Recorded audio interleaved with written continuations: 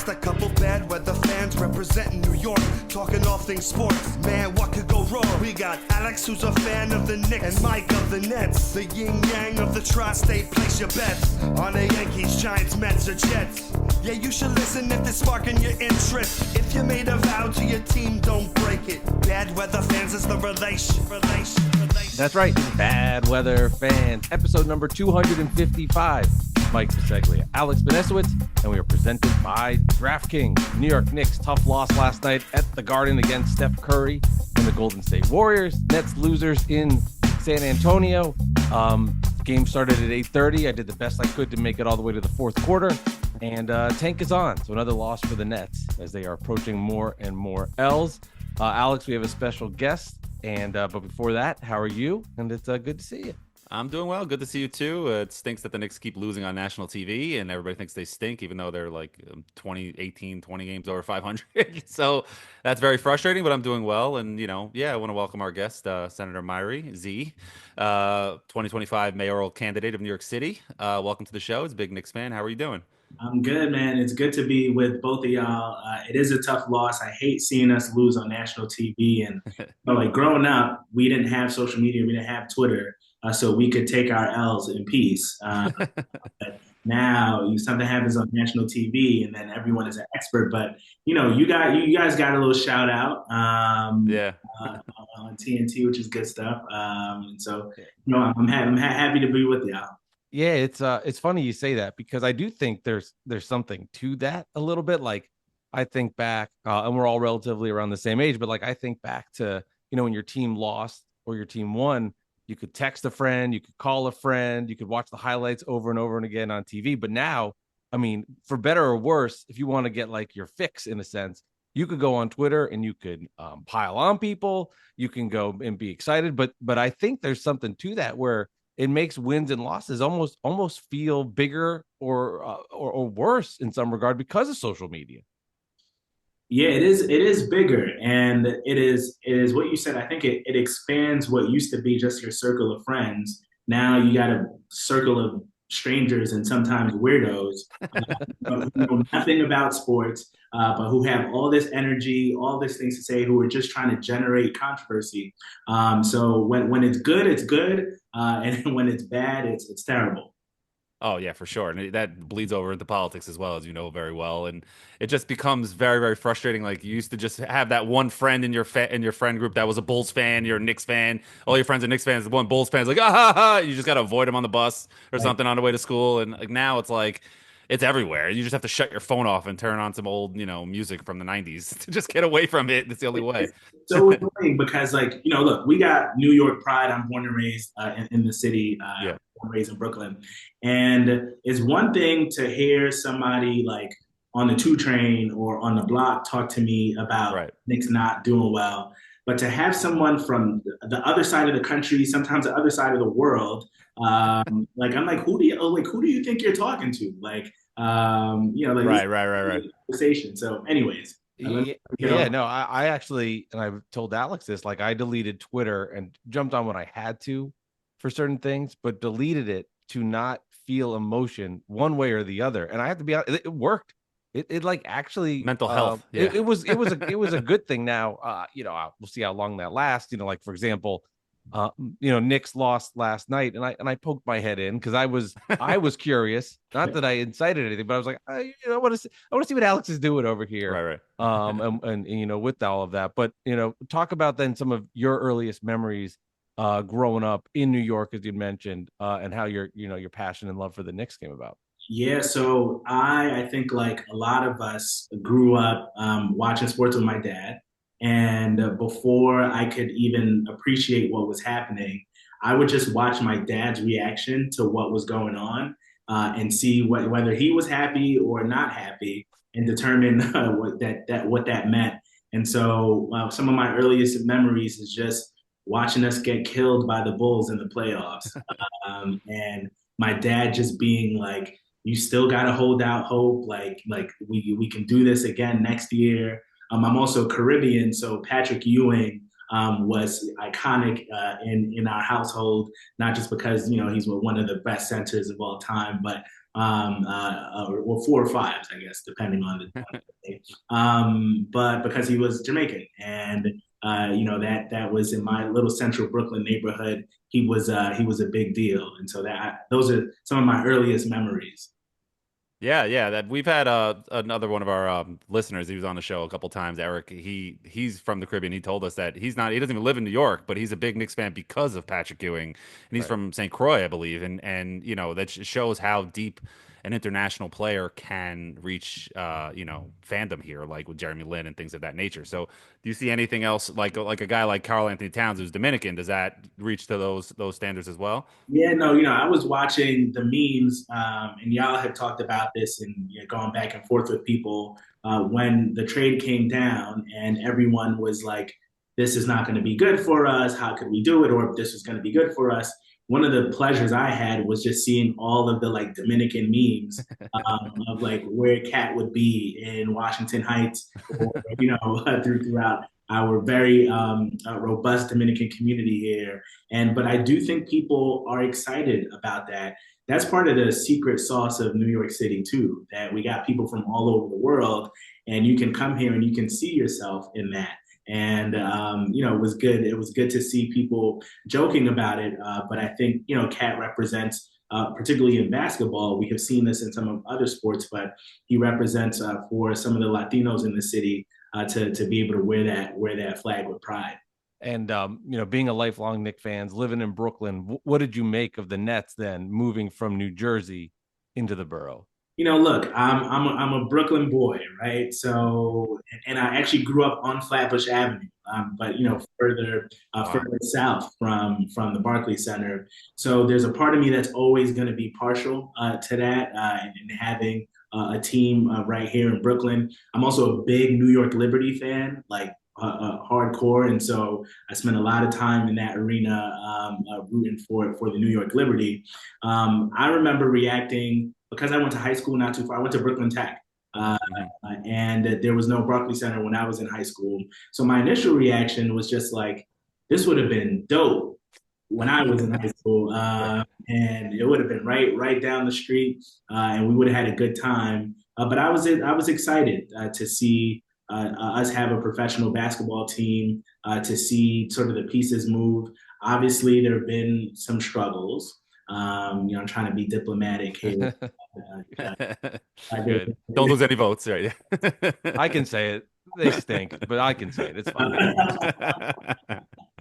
There have been some struggles, but there was a point in my sort of basketball fandom where KD was my favorite basketball player, and I just loved the way just how his game looks, how smooth it is, and I was watching Game 6 against Milwaukee. This one half shoe size away from, I think, a really good chance at winning the chip. And so my hope is that we can have two teams that are flourishing. But I'm a Knicks fan at heart. Yeah, and that's good. So since you grew up right there and you grew up a Knicks fan before the Nets were in Brooklyn, do you think that if you grew up now in Brooklyn or in the same area with the Barclays Center down the street, would you have been a Nets fan and not a Knicks fan, do you think? That's a really interesting question, because when you look at, and y'all see this, you look at the kids now, I see a lot of Nets jerseys in Brooklyn, and you go to the games, and it is a lot of folks that are from Brooklyn and that live in Brooklyn that are there. And you get on the train. I often do this, and maybe this is me being a little too in the weeds, but when you get out in the train, you see which direction people are taking the train, like whether they're going to Manhattan or going into Brooklyn. And sometimes when I'm watching the Nets traffic, there are a lot of people going back to Brooklyn, and I think that speaks to people feeling an affinity for an arena and for a team that's right in their backyard. So I don't know what I would have been. I just think the Mecca is the Mecca, man. Like the Garden is the Garden. and it is such an international symbol that it's going to have an allure wherever you are in the city, really, frankly, in the world. That's why everybody wants to show out when they come play in the Garden, regardless of how well the Knicks are doing. Yeah, I think it's a really good point, and I really appreciate hearing that answer. It's interesting because I think there's an illusion that just because of the Knicks and their history in the city, it would make sense to have that broader fan base and to have that history in the building. But it doesn't mean that what the Nets are doing wasn't the right decision for a global fan base, because I can't tell you how many times, like if the Nets were still in New Jersey, I would say there was a 0% chance they would be somewhere else, West Coast, Seattle, Kansas City, you name it. They'd be back, going west. So, to your point, I think it's building there. It's just so difficult for people sometimes to see through the weeds because of what's happening at Madison Square Garden. And Alex and I talk about this all the time, like how great would it be? And I think like in 3 or 4 years, this could happen if things kind of play right.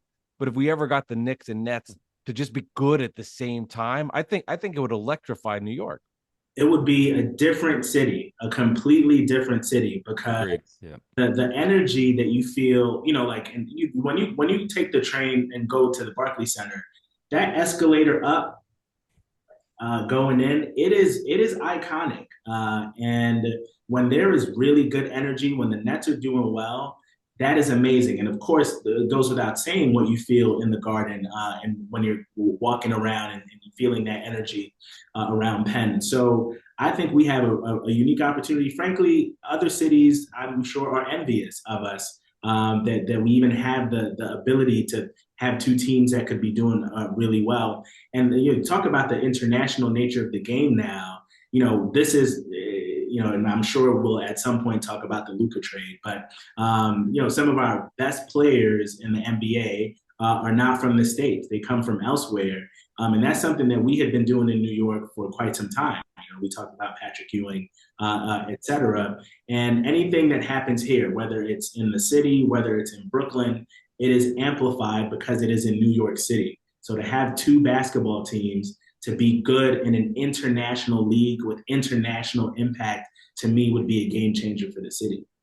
Yeah, and the Knicks and Nets, since they moved to Brooklyn, there's been a bit of a rivalry brewing. The Nets came to town, Jay-Z put up the billboard, the blueprint of success, and taking shots, and the Knicks were giving it back, and then the Nets went down with that Paul Pierce Garnett trade, and it came back in 2019 with the Durant and Kyrie choosing Brooklyn. And the story. I don't have to tell it to you. And do you think that there is a rivalry between the Knicks and the Nets, or do you think it's fabricated nonsense, or do you think it legitimately is a rivalry? I think it is a rivalry, and regardless of what the stats may say or what the records may indicate, I think part of it is just inherent in being a New Yorker. Like if you're from Brooklyn, like you're gonna talk. I'm not gonna use profanity, but you would talk mess about another borough. Right. Yeah. That's sort of how it goes. But it's the same thing if you're from Queens or if you're from Harlem or if you're from the Bronx, Staten Island. And I think that is part of what makes this a good rivalry, that you are in two boroughs that, standing alone by themselves would be one of the largest cities in the country. And so to have really good sports institutions in both of those boroughs, of course, there's going to be a rivalry. And I'm here for it. Let's do it. This is competition. If you're from the city and you hoop, like if you go play ball in West Fourth or you going up to Harlem, like you want to show out and you want to say like I'm the best in this city. This is my city. And as long as these two teams exist, there's gonna be a fight for that. Listen, the Knicks have the history, they have the titles, they have the fan base, they have the dedication, and I think that is real, that is undeniable. I don't think any rational Nets fan would have a problem with that. But the Nets also have done a lot very quickly in Brooklyn, and having not had that history, but being able to build up a fan base where people can come out consistently, people be excited about the product, people want them to win. Part of being a part of a good franchise is you got to endure the struggle. It's something that Knicks fans know very well. And Net fans have been enduring that for a little bit, but that is, as they say, character building. Hopefully when things get to the top, it would have all been worth it. Yeah, there is truth to that. I mean, if I'm not gonna say it with the Knicks, but when the Nets win a title, like for me, I mean, there's so many years. I'm 41. I've been going to games since I was a little kid with my dad, and just it's almost like all of that emotion. I think when you get over the hump, like we'll just ooze out of you. And like if you're the Kansas City Chiefs, for example, and you've won all these titles, it's like the next one you're happy, but there's nothing like like that fantasy of that moment. I think about that sometimes. Like, what would that moment be like, where you've waited your whole life for that literal spot where like that 10 seconds where they that first win? Like, I can't even imagine the kind of emotion that would just ooze out of our body. I think we're all around the same age. Neither of these teams have won titles in our lifetime, and I think it's such a good point of thinking about what that moment would look. I honestly look. I'm running for mayor, and so hopefully I will be in City Hall. I don't know what is going to happen in this city if the Knicks win the championship. We're going to have to shut everything down. This is going to have to be a school holiday. Everyone gets a paid day off because there's going to be pandemonium, and I imagine that it'd be a similar situation if the Nets get a title as well. So let's cross our fingers and hope we get to see it in our lifetime. I think we're getting close. And the good thing about New York City is that we've seen it with Yankees parades, Giants parades in our lifetime, that there's not going to be somebody getting killed like in Philadelphia. There's not going to be anybody getting shot. There's not going to be anything like that. New Yorkers, we know how to celebrate. We're happy. We're not going to hurt somebody when we're happy. So. Exactly right. We're still going to keep it. We're going to keep it classy. Classy, maybe not so classy. New York classy. Yes. Not be other people's definition, but we'll keep it New York classy. There you go. Is there a specific memory from your childhood of a Knick game or moment that stands out to you the most when you look back at all those years? Wow, that's a tough one. Look, I remember when I think I was sort of most conscious and appreciative of the game. Making it to the '99 finals was a big deal. I was a huge Allen Houston fan. I like just one of the purest jumpers, I think, in league history. Underrated too. Underrated. Underrated. And seeing just like the holding out that hope that maybe, just maybe, we could break through this year is something that I remember well. Our boy Sprewell had his challenges, but he was also, to me, an example of like trying to get the job done no matter what, and laying it all out on the floor. It's part of what I see in Brunson and in Hart, like just willing to lay it out. Like that is what we do as New Yorkers. Seeing Sprewell and Houston do their thing when I was younger, those are some things that really stand out to me. Yeah, and Sprewell was the perfect New Yorker, adopted New Yorker, where he wasn't perfect. He had his issues in Golden State, why he got to the Knicks and everything like that. And that's why Knicks fans fell in love with him. That's why Knicks fans fell in love with this team last year. And, and just the heart, everything wearing it on their sleeve and hustling. Team's a little different this year, a little more talented. Just something might be missing a little bit, but I don't know. I think they'll get it together. But what do you think about this team as compared to last year's team? Yeah, look, I'm excited for this year's team, and the record speaks for itself. We're objectively better than where we were last year, and like every single year, if we can stay healthy, I think we have a legitimate shot to come out of the East. And a lot of people make a lot of a record against Boston and Cleveland, and I get it, I understand. But as I understand it, the regular season doesn't always implicate what happens in the playoffs. And the playoffs are a different breed in the Garden. Like all the regular season stuff is nice, but when you come to the Garden during the playoffs, you really gotta gotta get your stuff together. And I think that this team, if we stay healthy, I think we have the pieces to really come out of the East. I like what I've seen. Obviously, Cat and Brunson, being all-star starters and making it to the game, like to me, that's in and of itself indicative of how far we've come as a team.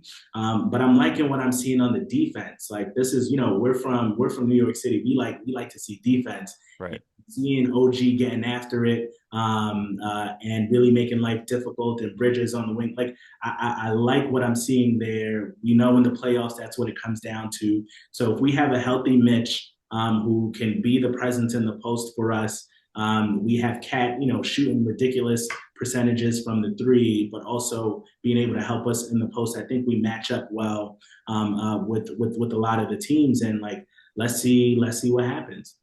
When the Luka trade went down, how did you find out? Where were you, and what was that experience? Because we've talked to a lot of people about just because I'm sure it's like everybody was in shock. So what's wild is, so I spend a lot of because I'm campaigning.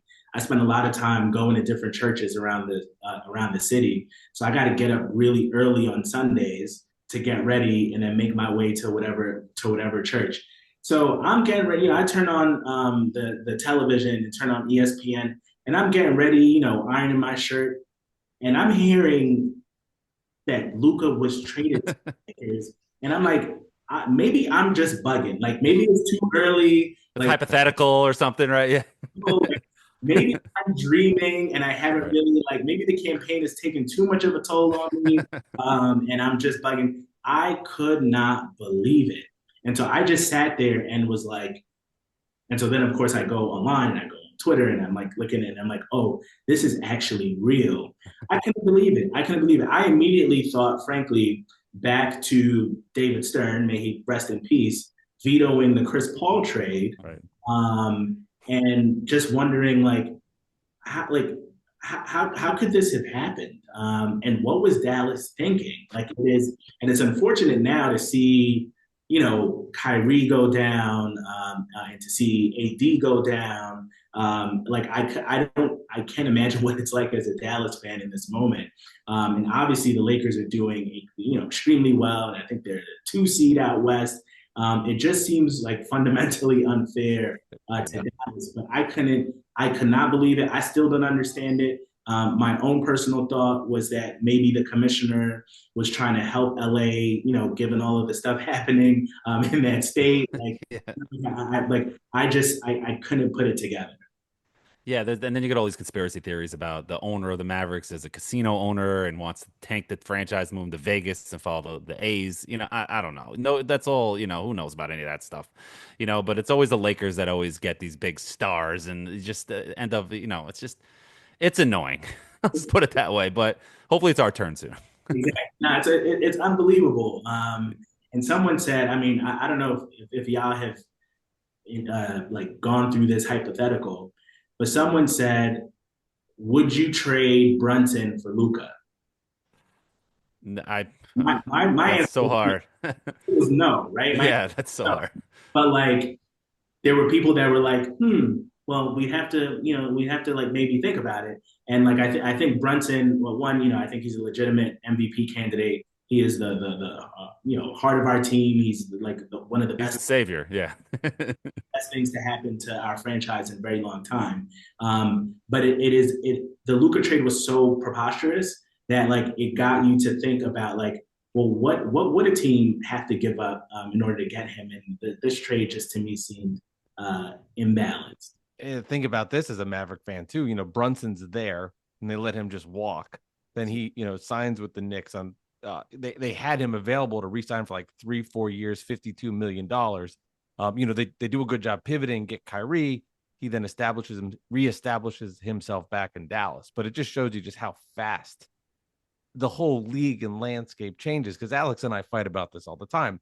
We talk about the Mikal Bridges trade and all the draft picks. And we don't know where the Knicks will be in 2029 or 2031. It's just impossible to see. And I say as a Net fan, I saw a team that seemed invincible in my lifetime. I'm like, this team is invincible, crumble so fast that you just don't know.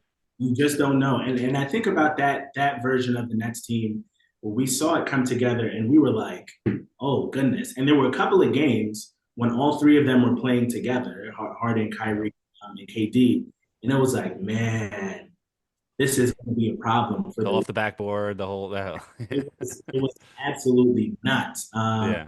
And you just think about, okay, I wonder what would have happened if things. But to your point, Mike, like you just things change so quickly. You just don't know. Yeah, and that's why Knicks fans who are complaining about this team this year, who are there 0-7 against the Celtics, the Cavs, and the Thunder, they can't beat the good teams, even though they do. It's just never on national TV for everyone to see, And enjoy this team because it can go away so fast, and it wasn't that long ago. Sometimes I do on this date, I look up some old videos of old games from years ago, and there was one literally 10 years ago from the other day in 2015, and they were getting smoked by I forgot who it was. It was the Celtics or maybe I don't remember. It doesn't matter. And the lineup was like Lou Amundsen and Langston Galloway, and like look what we came from. Like shout out to them. I mean, they did the best they could, but like they weren't this caliber. You know what I mean? And we need to appreciate it. What do you think about that? Yeah, nah, man. Look, people can be so Mhm. short-sighted sometimes, and I have this experience professionally where like it doesn't matter what you've done or how hard you've tried or whatever the case is. People are like, but you haven't done this thing, and that's why you're not. And it's like, can we just like enjoy this particular moment because Right. it is very fleeting, and you never, these are guys that go out to work just like we go out to work, and you don't you put on your uniform or whatever it is that you do to go to work. You hope that you can make it through the day and that you can get back up to work again. These guys are playing at such a high level. One little tweak, one little push, and it can change the trajectory of their entire career, of the entire franchise. And it can happen on the turn of a dime. And so we really, really, really got to enjoy every moment that we have, especially when we're doing good. That's part of send out the good energy. Give me the good energy so that I can use that to propel forward. And as you alluded to earlier, you are campaigning and running for mayor. What is I mean, I think about my day and the day to day and getting up and everything I need to do. I'm just like fascinated just hearing that. Like, how do you stay organized, get ready in the morning, like keep everything together? Like in my head, I'm just like I get overwhelmed, getting anxiety just like thinking about the day to day of that. Yeah, look, I have we're talking about two New York teams. I have a very good team that helps me with a lot of the day to day. And so, I'd like to give a lot of credit to the people who support me because I would not be able to do it without them. My own personal team includes my wife, who has to put up with a lot and who sacrifices a lot to let me be out and not, sacrifice some date nights and quality time. So I would not, be able to do it without her. But look, man, this is New York, and you got to hustle. You want to be great, you got to hustle. You got to do the work every single day, even when it doesn't feel great. So I'm out at the train stations when it's very cold. I'm making a bunch of calls. I'm trying to ask people for support. I'm doing the work, going from living room to living room, all across the city to make my case and talk about my vision. And it is, I think, reflective of just what it means to be a New Yorker. You got to get after it, even when it's hard to do. And look, people tell me to go somewhere else in much more colorful language a number of times. You got to be able to withstand that. You got to be able to take some of that, Right. and keep going. And that's been one of the joys of the campaign. Yeah, I mean, it sounds like you got it all together. Is there any sort of like pitch you have to the people in New York City about why they should choose you as mayor? You're selling me, so I want to hear what you have to say. Yeah, look, I'm born and raised in New York City. Both of my parents came here as immigrants. They worked in factories, sent me to public schools. I was able to become a lawyer, a state senator, representing the same communities that I've represented, that I was born and raised in. My wife and I still live in that community. We went to the same elementary school. All we want is opportunity. And the next mayor of this city has to do two things: make the city safe, make the city affordable. You do those two things, then you can provide the opportunity. That's why people come here. That's why people stay here. And that's what I want to be about. So check out my website, zellnor.nyc, ZELLNOR.NYC. See our vision. And if it's something that you like, support us and would love to see you out on the campaign trail. Absolutely. Thank you so We'll much make- for coming on. Yeah, we'll make sure to put that in the show notes so people can find that, easy accessibility. And next time we talk, you'll be mayor. Next time we talk, we'll have a Nets championship too. Maybe I won't say the Knicks one. I just can't do it. Alex, I just can't do it. But no, I know. we appreciate the time. Thank you. Sincerely. Great. Hearing what you had to say about the Knicks and the Nets, and we'll have to do it again. Yeah, man. Thank you both for having me. Thank you for doing what you're doing, for doing some real sports talk for all of us who care about these teams very deeply, and just appreciate being able to chop it up with y'all for a little bit. Appreciate that. Really do.